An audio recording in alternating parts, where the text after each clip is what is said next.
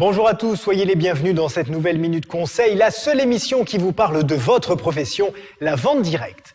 Lorsque vous parlez de votre activité de distributeur, de dirigeant de réseau, d'expert ou d'institutionnel, vous pouvez parfois vous heurter à de l'incompréhension, voire des moqueries ou du mépris au mieux.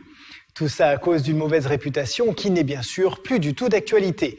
On entend malheureusement toujours tout et n'importe quoi sur la vente directe, arnaque, système illégal, escroquerie, bref, ceux qui ne connaissent pas cette activité ont encore en tête les scandales des années passées. Or, soyons clairs, la vente directe est un vrai métier, reconnu par le ministère de l'économie et de l'emploi en plus, et n'a plus rien à voir avec les entreprises malveillantes qui ont terni l'image du métier dans les années 90.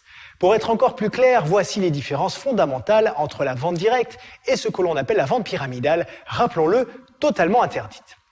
Dans la vente pyramidale, il n'y a pas de produit à vendre comme annoncé. Le profit de l'entreprise provient uniquement du recrutement de nouveaux membres. Quand ils entrent dans le réseau, ils s'acquittent d'un droit d'entrée. Le recruteur direct touche alors une partie de cette somme, l'autre étant distribué à la chaîne de recruteurs qui se situe dans le haut de la pyramide.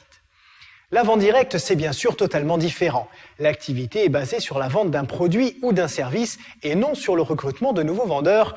Voilà déjà une différence fondamentale. L'investissement ensuite. Il y a toujours un investissement pour un nouveau distributeur, mais normalement, il ne dépasse pas 300 €.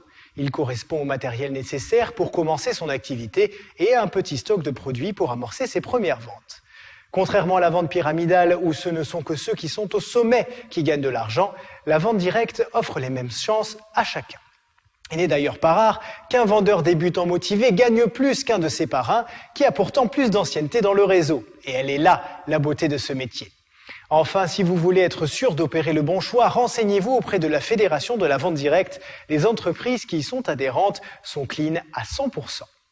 En résumé, pour ne pas vous faire avoir, il suffit simplement de faire des recherches approfondies sur la société cible et de ne pas se laisser immédiatement séduire par l'appât du gain. Certes, avec la vente directe, vous pouvez gagner beaucoup d'argent et c'est un argument phare de la profession, mais ce sera en vendant des produits et des services.